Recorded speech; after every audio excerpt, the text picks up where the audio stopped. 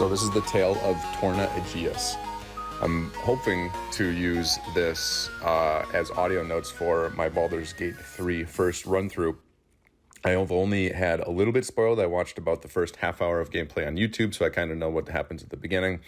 And I got a few tips from some people who had played that are mostly spoiler-free, but that did help guide my decision-making initially when I started playing. So the character I created, his name is Torna Egeas. He's a young bard, and the character concept is that he is the last of the pagan bards. I think there is some sort of historical connection to someone whose name is actually Torna Egeas, whose only description I could find online is last of the pagan bards, and I thought that's pretty cool.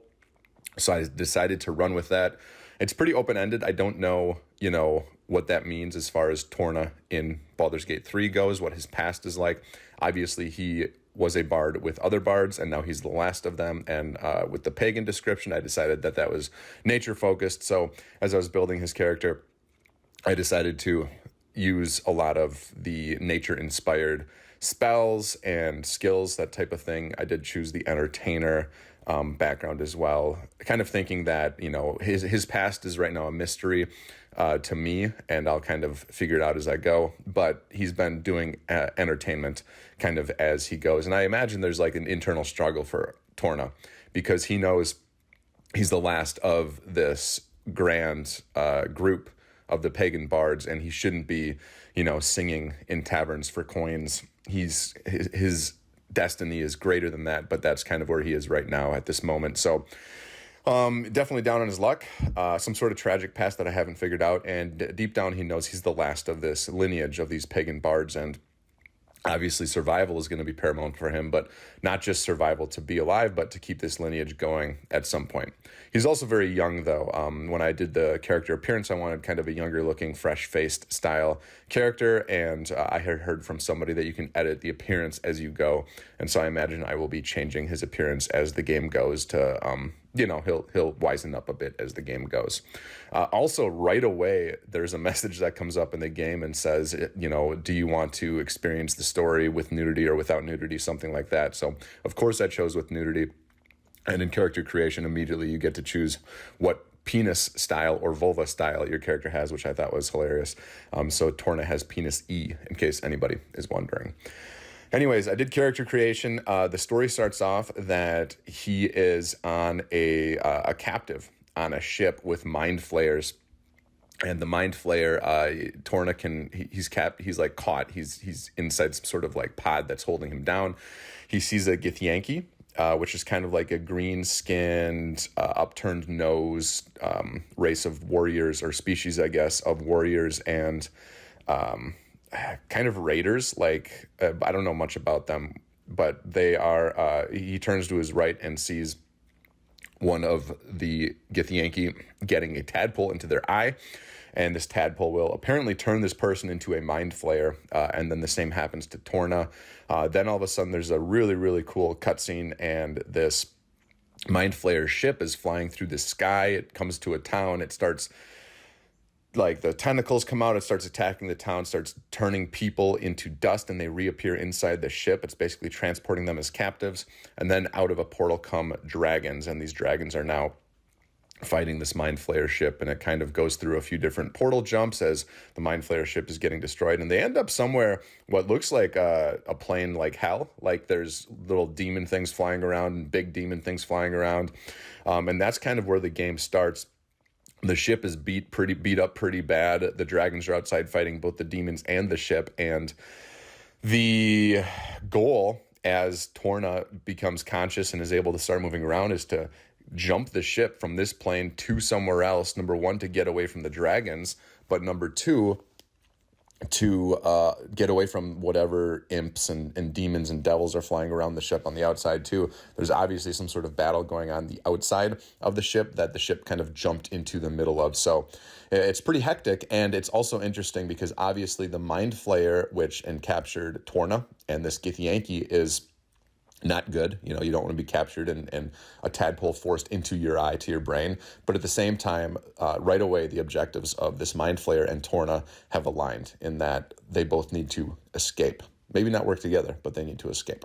So Torna starts walking around The ship starts exploring a little bit, starts collecting loot from some of the fallen people. And as soon as Torna leaves the initial room, well, actually, there's two things that happens. First, Torna finds a what is it called? A living brain inside a husk of a human. The human is clearly dead, but the brain inside of it is still alive. I can't remember the exact name of the creature, but I essentially befriend it, and it starts walking around with me as a part of my party.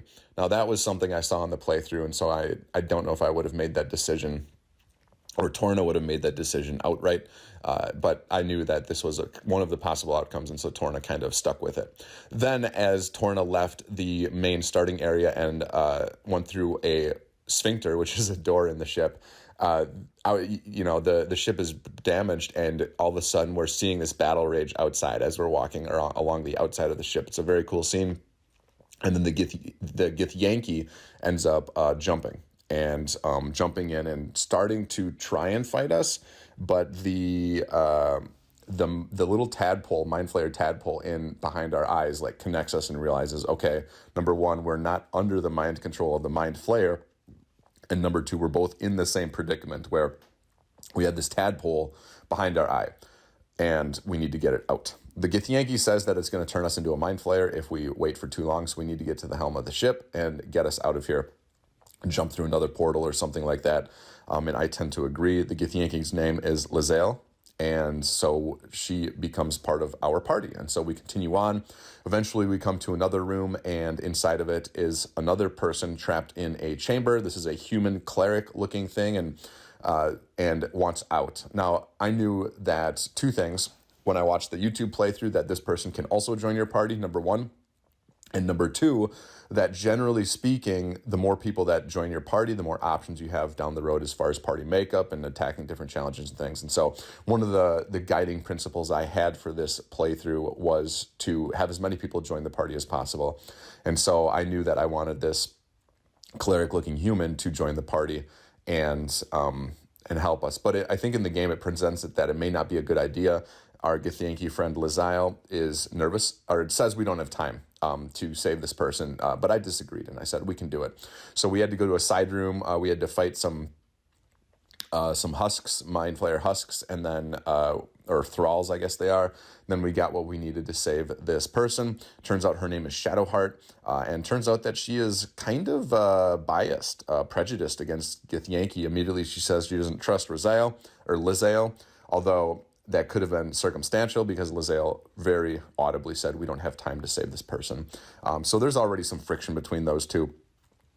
She also has this really cool object. It just looks like a D20 that she's carrying around. I asked her about it right away, and she straight up lied to me. And she says, trust me, you don't have to worry about it. And as anytime somebody says, trust me, I just immediately assume that I shouldn't trust them. So in the future dialogue boxes, I could continue asking her about it, but I'm just going to let it lie for now. Torna is he's young. He doesn't want friction, and these people are seeming to latch onto him, and so he's just going to go with the flow for now and do what they suggest, which is try and find the helm of the ship so they can bounce out of here. They continue on. Torna, Shadowheart, Lae'zel, and this walking brain all continue on and find the helm of the ship.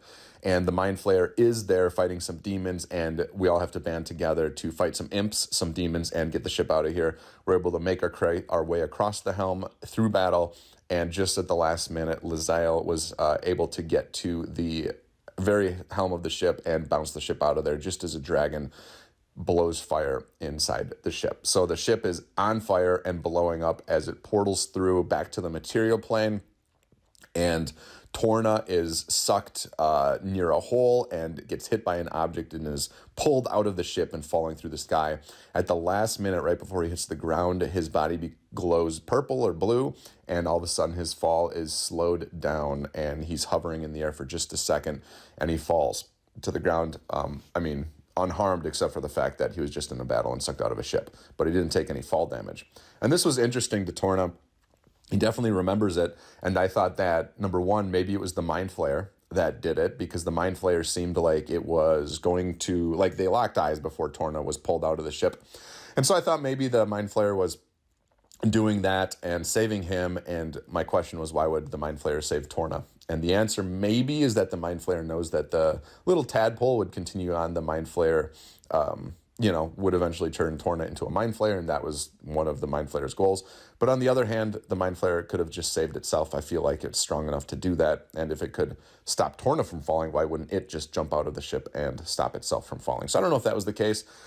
Shadowheart later in my first session said something along the lines that Torna suggested to Shadowheart that the reason they're still alive is divine intervention, and Shadowheart says it's possible, but basically, the gods work in mysterious ways. So I think that's also a possibility, but it could have been something else. It could have been another one of the party members who's maybe more powerful or not what they seem. It could have been a god, a deity. It could have been something else. So that's kind of a mystery right now. Anyways, Torna lands, starts walking around. He's on a coast, and it's not jungle. Like it looks more temperate, but there's a lot of sand, very bright colors, very cool looking. So starts collecting some resources as far as food and water goes. There's a lot of dead villagers. Something clearly came through here and just started killing people. And the ship has crashed as well. And so the down ship can be explored. So Torna starts walking around. The first person Torna finds is Shadowheart. Kind of wakes her up and she joins the party. And so the two of them are walking around. They explore the ship. They take out some of the Mind Flayer thralls and some of the walking brains that are still there. And then they continue exploring. They find another person who apparently was on the ship with them, but I didn't see him. His name is Asterion. He's an elf rogue and maybe a vampire. He's kind of got some sharp canines. His eyes are red. And his whole vibe is that he's also very he seems like he runs in rich circles and a little pretentious. And so he wasn't sure if he wanted to stay with the group, but when he realized that we all have the same problem, we have this tadpole behind our eye in our brain that is going to turn us into a Mind Flayer unless we get it out of there. He's like, yeah, I'll join up with you so that we can all work against the same thing. We kept on walking till we found a weird looking portal. And this is beyond what I knew as far as the playthrough I watched. So now the decisions are starting to get interesting for Torna. Torna ends up touching the portal, and a hand comes out, and we pull the person out whose hand it is, and it's Gale, a human wizard. It's kind of self-deprecating humor, depressed because he wants to get rid of this tadpole, but also a little humorous about how depressing it is, and he joins our party as well. So at this point, it is Gale, a human wizard, Asterion, an elf rogue, Shadowheart, a human cleric, and me, Torna, half-elf bard. I didn't mention that I was half-elf earlier, but I am.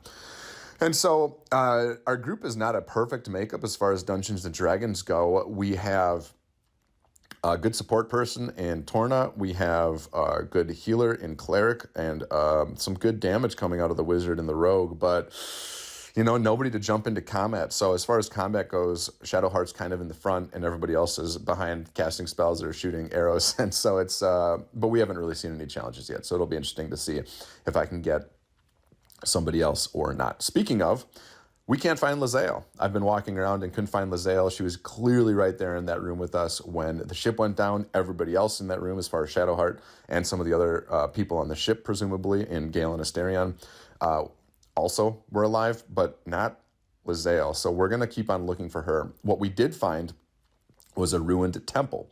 Now, we came upon the ruins of this temple, and there was another adventuring party, actually, which is kind of interesting. And they wanted to go to the ship and claim the ship as theirs. And I said, okay, good luck. It's huge. But also, I convinced them there was monsters on the ship, and they should avoid it. Mostly, I didn't want them going to the ship and finding something that we hadn't cleared out as far as monsters go, and I didn't want them turned into Mind Flayer husks or anything that we'd have to deal with later. So Torna was able to convince them to stay clear of the ship, and also they ran away from the temple ruins, and so we were able to find the back entrance. We went inside. We tried to figure out what this temple was all about. It's clearly a temple to some god, and there was some dead scribes who clearly had something powerful to say because they were entombed in the temple as well, but we couldn't figure it out. I'm not sure who the temple was for.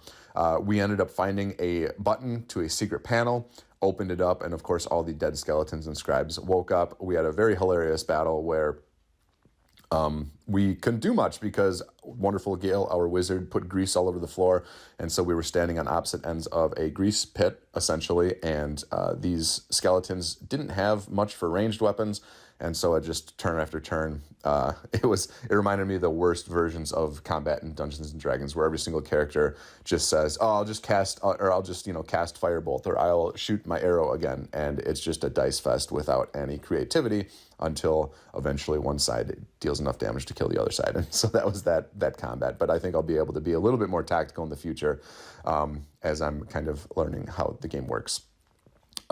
So what we end up doing is finding the secret panel. We fight the skeletons, beat them, and then we find a sarcophagus, open it up, and some sort of undead creature comes out, and his name is Withers, or its name is Withers. It sounds like a he. And he asks Torna, what is the cost of a mortal life? And Torna, this was the first time I actually got to role play, thinking back to Torna's background. Torna is the last of the pagan bards. And Torna decides that the answer is that not all mortal lives are equal, and it depends. And I think that's what Torna would have said. Some of the other ones were clearly like money-based or equality-based, things like that. But I think Torna deep down understands that, or at least thinks that he's special. He's got this destiny wrapped around him. And I think it's been reinforced in the fact that all of these people who are much better at combat than he is, are following him. They're kind of looking at him as a leader. And I kind of, in the story I'm building in my mind, I kind of see that as they find him as the least dangerous to them. So they're willing to follow him because they're not nervous about, what he's going to do. They can always just leave because they could all probably beat him in combat at the moment. So anyways, Torna's got people following him that maybe, otherwise wouldn't be. He knows he's the last of the pagan bards. And so he's got this destiny kind of in his mind. And so I think deep down, he thinks that, not everyone's equal, AKA I deserve to live more than others because I have this past. I'm the last of the pagan bards. I need to continue this destiny forward. But on the surface, I think he's more humble than that. I think he's just thinking that, not everyone's equal, and it's hard to measure a life because of that. Withers seems to accept that as an answer. I'm not sure what the other outcomes would have been, and Withers says our destinies will cross again. Torna asks him, how do you know that? And Withers says, I'm not going to explain fate to you, but just trust me, the time will come. So when Withers is just hanging out, by the way, the conversation ends, and he just kind of like floats around from place to place, and he's currently in our camp, which is hilarious. So we explore the rest of the temple. We find, I think, everything else in the temple except for this. There's this big, heavy wooden door that we can't get through. I'm assuming that would lead to the surface, but I could be wrong. And basically, it's teaching us some of the mechanics of the game. And so that's very useful from what I know about the game so far. We can't get through it, so we go back out the way we came in, through the back entrance, go back to the top. Some of the spell slots have been used from my party, and we've mostly explored the temple.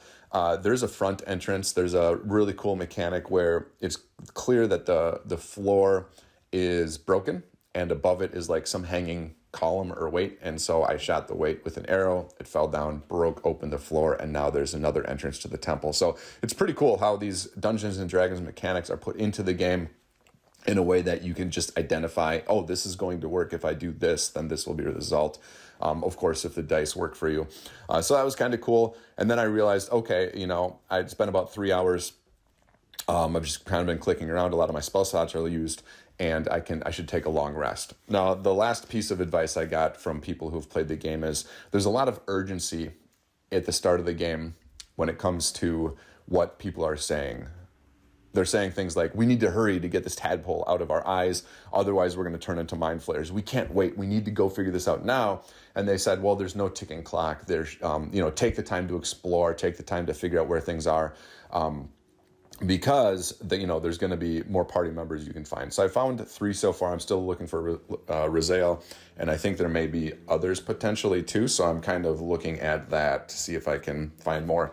So I did take a long rest. Camp was very interesting. I thought it was just going to like fade to black and then fade back to where we were and just say a day has passed and our health is full and our spell slots are chosen or whatever. But there's actually a camp that we set up, and so I can go and do some role-playing conversations with different characters, which I did.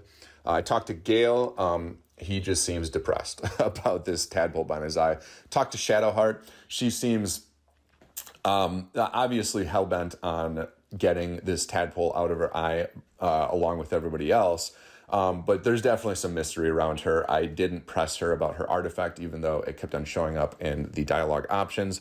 And she seemed to not really want to chat that much. And I even asked her something about like, well, don't you want to like be friends as we go forward? And she's like, friendship is, or good conversation is like organic. It's not, you know, it's not something that's forced. And she said it much more eloquently.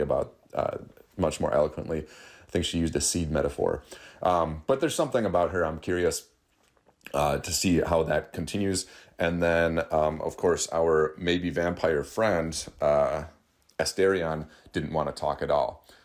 And Withers was there too. Withers was at camp, this little floating undead guy. So that was kind of interesting. So there's a lot to do at camp. I'm excited to continue seeing what that's going to be about. It was, I could have spent like an hour just, you know, messing around and clicking on things, but I wanted to get back to the adventure. So I finished the full rest, and we're going to start back up at that ancient temple, the temple ruins, in my next session, with the goal of, number one, just kind of going in the entrance and seeing if I can find that big heavy door, because I'm curious if those two are connected and, you know, the map I made in my mind is accurate. And then we're going to keep on exploring the area, trying to find our friend Lizael, because she seemed cool on the ship, but also we need a fighter. We need somebody who can go on the front lines, not necessarily just a tank to soak up damage, but somebody who can actually fight and not just shoot from afar. So that is the first adventure of Torna Egeas in Baldur's Gate 3, and I'm excited to see what happens next. Next time with Torna Egeas.